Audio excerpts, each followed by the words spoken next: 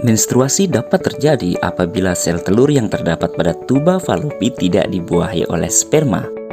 Lalu, bagaimanakah apabila sel telur yang terdapat pada tuba falopi dibuahi oleh sperma? Tahukah kamu bagaimanakah fertilisasi dan kehamilan terjadi? Simak video ini sampai tuntas. Fertilisasi terjadi jika sel telur pada tuba falopi dibuahi oleh sel sperma. Bagaimanakah prosesnya? Simak penjelasan berikut. Jika sperma masuk ke dalam vagina, sperma tersebut akan bergerak menuju tuba falopi.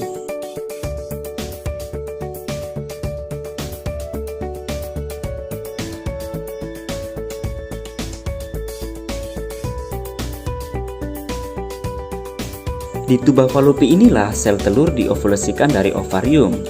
Setelah bertemu dengan sel telur, maka sel sperma akan masuk ke dalam sel telur dan terjadilah pembuahan atau fertilisasi. Fertilisasi adalah peleburan inti sel sperma dengan inti sel telur.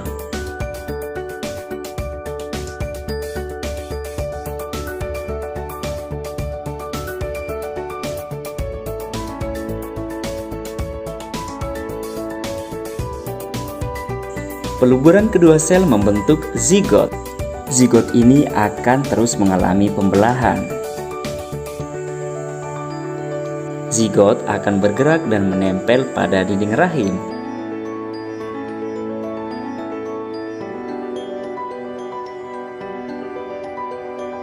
Proses inilah disebut dengan implantasi. Zigot akan terus membelah sehingga terbentuk embrio. Dan embrio mengalami pertumbuhan dan perkembangan dan membentuk janin. Janin memperoleh asupan makanan dari ibunya melalui perantara plasenta. Bagaimanakah proses perkembangan janin dalam rahim? Yuk simak penjelasannya. Sebelum lanjut, mungkin kamu perlu memahami terlebih dahulu siklus pembuahan sel telur. Ini adalah gambar siklus pembuahan sel telur oleh sperma. Ovulasi melepaskan oosit sekunder. Saat terjadi pembuahan, pada hari ke-1 terbentuklah zigot. Zigot adalah sel telur yang telah dibuahi dan hanya terdiri dari satu sel. Pada hari kedua, zigot membelah menjadi 2 sel. Pada hari ketiga terbentuk 4 sel. Pada hari keempat terbentuk 16 sel. Disinilah terbentuk morula. Morula adalah sekumpulan sel yang menyerupai anggur. Pada hari kelima terbentuk blastokista awal. Dan pada hari ke-6 dan ke-7 terbentuk blastokista tahap akhir. Pada hari ke-8 atau ke-9 terjadi implantasi, yaitu menempelnya blastokista pada dinding rahim.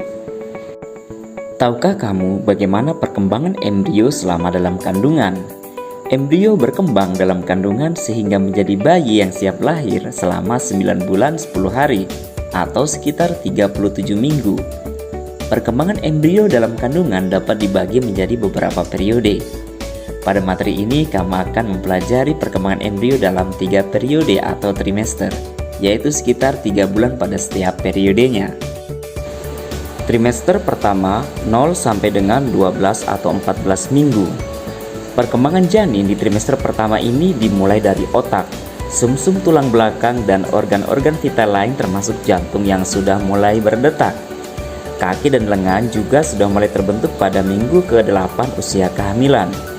Pada akhir trimester pertama, organ kelamin telah terbentuk meski belum sempurna.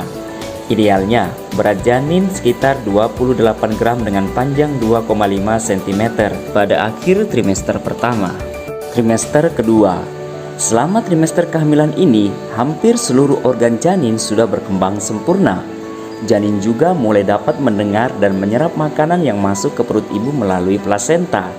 Selain itu, sudah mulai tumbuh rambut-rambut halus di tubuh janin yang biasa disebut lanugo. Pada akhir trimester kedua, panjang janin mencapai 10 cm dengan berat lebih dari 1 kg.